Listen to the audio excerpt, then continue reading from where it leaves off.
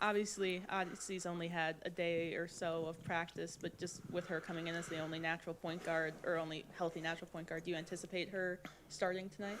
No, we're going to go with the same starting lineup that we had last game, and then coming in off the bench, able to give us a lift. Chelsea obviously can play make, as she showed in the last game, but it's not like her most natural way of playing, I would say. Do you have to tell her to focus on that? Does she just kind of know that as the primary ball handler in these games, she'll do it? How does that kind of process work when it's not a true point guard at the one? Yeah, I mean, I want her to just do what she's been doing. You know, she's been excellent all year long. She's been efficient all year long. Her decision making has been on point all year long. Yes, we're relying more heavily on her to score, especially with Caitlin out of the lineup. But she's been so effective that I don't want her thinking that she needs to do anything outside of what she's been doing. And so, you know, our ability to get her the ball in the half court and in some of the same situations that she's been able to have it in before and use her instincts. You know, I think it's important. We don't want to overload her. We just want her to be able to play basketball and do what she's been doing throughout the course of this season, because she has been, you know, one of the best in the league all season long, and we want her mindset to just be focused on doing what she does best. You've been in the league in so many capacities for so long. How many times have you had seasons get disrupted like this by the multitude of injuries? Never. And never. This is the 1st. So something you don't want to repeat, I trust. Well, yeah, hopefully not. But, you know, I know it sounds cliche, but we control what we can control. Man, we got a good group, and, you know, they're a resilient group, and they're a connected group, and we've got a deep team. So, you know, in these unprecedented situations, we have players who are stepping up and giving us, you know, what it takes for us to put ourselves in position for success. Yeah, Coach, you guys are a physical team, spicy at times, but how do you encourage your players to play physical without losing, you know, their heads or their composure? You know, I don't know. I think the most important thing is, you know, we continue to talk about, we want people to feel us. And that looks different. Sometimes it's physicality, sometimes it's disruption. You know, being out in passing lanes, not allowing teams to get the ball popping and be in a rhythm. You know, you can feel it in a lot of different ways. You know, I think we have competitive players. I think we've got a competitive, fiery staff, too. So, you know, it's just one of those things where, you know, it's a good combination, and we understand what we need to do to put ourselves in positions for success, and it's a group that responds to those things. Steph, in what ways, now that Sophie's healthy and hitting the road well, how much do you feel like the team feeds off her edge in competitive fire and all that she plays with? Something you miss a little bit with Caitlin too. I think they absolutely do. Her energy, you know, her bubbly personality, her competitive fire. I mean, you know, I don't know that I would say, you know, anyone on our team outside of Sophie would have been spicy before.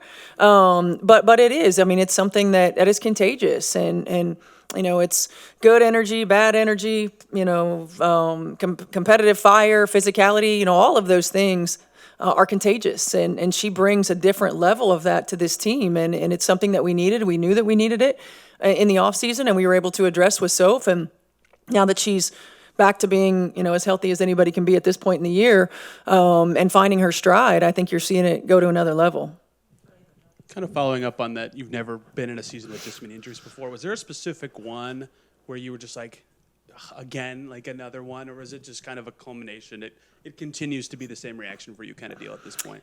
I mean, obviously the two at once, you know, was a, and knowing that that's your third, your second and third point guard, in that situation that are out. So it was more of a, you got to be kidding me, you know, kind of thing. But, you know, it's part of it. And I think you take a moment to respond to, you know, the heartbreak that you feel for your players and for, you know, your team that we're having to deal with it again.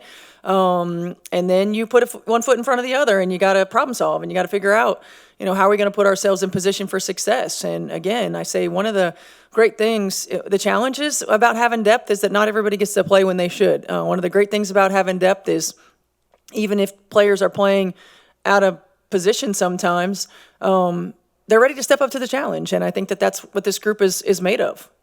Coach, how you doing?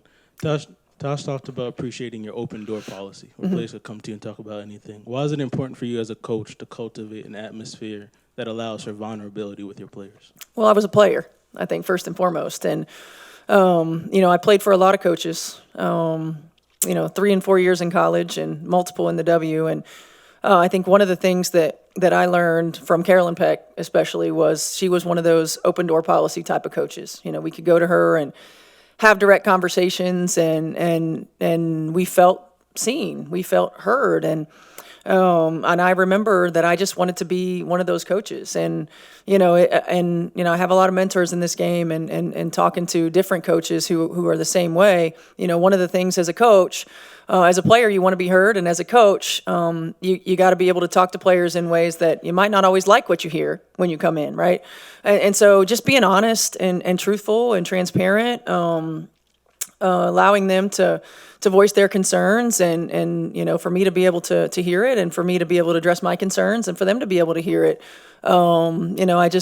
I think that it helps that our staff is a staff full of athletes that played at this level in this league. And so we're very open to that. We encourage that. We want that. And that's how we get better as a staff. That's how I get better as a coach. And our players help me with that every single day.